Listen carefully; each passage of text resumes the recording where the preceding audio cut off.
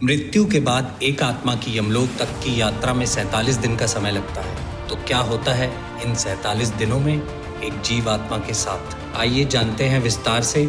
नमस्कार मित्रों, आपका स्वागत है the mytho tales YouTube channel पर। रोचक और ज्ञानवर्धक बातें सीधे महान लेखकों की पुस्तकों से हम आप तक पहुंचाते हैं। मित्रों, मृत्यु हमारे जीवन का अंतिम सत्य है। जिसने भी इस पृथ्वी लोक पर जन्म लिया है उसे एक न एक दिन इस लोक को छोड़कर अवश्य जाना ही होगा। भागवत गीता में भी श्री कृष्ण ने कहा है कि आत्मा एक निश्चित समय के बाद एक शरीर को त्याग कर दूसरा शरीर धारण करती है। अर्थात शरीर तो नश्वर होता है जबकि आत्मा अमर होती है। मित्रों, अब आपके मन में ये प्रश्न भी उठ रहा होगा कि जब आत्मा अमर है तो किसी की मृत्यु या शरीर के नष्ट हो जाने के बाद आत्मा का होता क्या है? तो दोस्तों, मैं आपको बता दूं कि मरने के बाद आत्मा के साथ होता क्या है। इसका वर्णन हिंदुओं के पवित्र पुराणों में से एक गरुड़ पुराण में मिलता है, जिसमें ये भी बताया गया है कि मृत्यु के कितने दिन बाद आत्मा यमलोक पहुंचती है और रास्ते में उसे किस तरह की यातनाओं का सामना करना पड़ता है। गरुड़ पुराण में वर्णित कथा के अनुसार एक दिन भगवान विष्णु के वाहन गरुड़ उनसे पूछते हैं कि हे नारायण, मृत्यु के बाद आत्मा का होता क्या है और वह जीव आत्मा कितने दिनों के बाद यमलोक पहुंचती है। तब श्री हरि विष्णु गरुड़ से कहते हैं, हे गरुड़, जब किसी जीव की मृत्यु होती है तब उस जीव की आत्मा 47 दिन तक इधर उधर भटकने और कई यातनाओं को सहने के बाद यमलोक पहुंचती है। आगे वो ये भी कहते हैं, जब किसी जीव की मृत्यु निकट होती है तो सबसे पहले उसकी आवाज़ जाती है और जब अंतिम समय आता है तो मरने वाले को कुछ समय के लिए दिव्य दृष्टि मिलती है। इस दिव्य दृष्टि के मिलने के बाद के मनुष्य सारे संसार को एक रूप में देखने लगता है।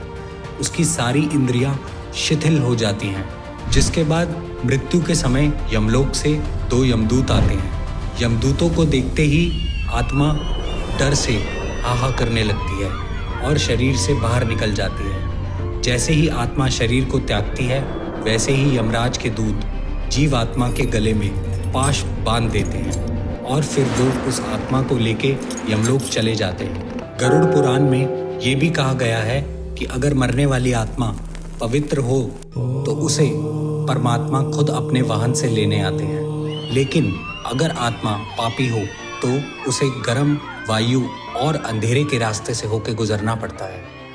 पापी आत्मा को यमलोक पहुंचने पर कई तरह की यातनाएं सहनी पड़ती हैं। फिर उसी दिन उस आत्मा को आकाश मार्ग से वापस उसी घर में छोड़ दिया जाता है जिस घर में उसने अपना शरीर त्यागा था। घर आकर वह आत्मा अपने शरीर में घुसने का प्रयास करती है, लेकिन यमदूत के पाश से बंधे होने के कारण ऐसा कर नहीं पाती। आत्मा ना चाहते हुए भी अपनी अंतिम रस्मों को अपनी आंखों से देखती है, यानी कि 12 दिनों तक आत्मा अपनों के बीच ही रहती है। 13वें दिन आत्मा का पिंड दान किया जाता है, तब यमदूत उसे एक बार फिर लेने आते हैं। इसलिए मित्रों, हिंदू धर्म में ऐसा माना जाता है कि मनुष्य के मृत्यु के 13 दिनों तक पिंड दान जरूर करना चाहिए।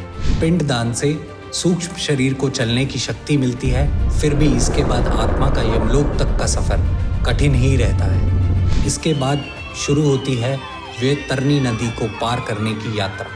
अगर मनुष्य ने जीते जी गौ दान किया होगा तो उसी गाय की पूंछ पकड़कर वो वैतरणी नदी पार करता है। अन्यथा इस नदी को पार करते समय भी पापी आत्मा को कई यातनाओं से गुजरना पड़ता है। गरुड़ पुराण में वैतरणी नदी को गंगा नदी का रुद्र रूप कहा गया है। इस नदी से हमेशा आग की लपटें निकलती रहती हैं, जिस कारणवश ये देखने में लाल प्रतीत होती है। इस नदी से गुजरते समय जीवात्मा को कई खतरनाक जीवों का डर सहना पड़ता है।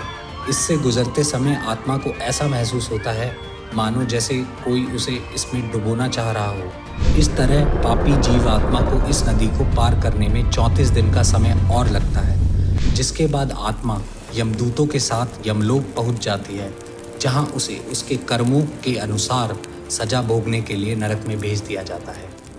मित्रों, आपको अगर आज के विषय पर हमारी वीडियो पसंद आई हो तो हमें प्रोत्साहित करने के लिए हमारे चैनल को सब्सक्राइब एवं वीडियो को लाइक शेयर अवश्य करें। आप अपने सुझाव हम तक कमेंट बॉक्स के जरिए पहुंचा सकते हैं। आपका बहुत बहुत शुक्रिया।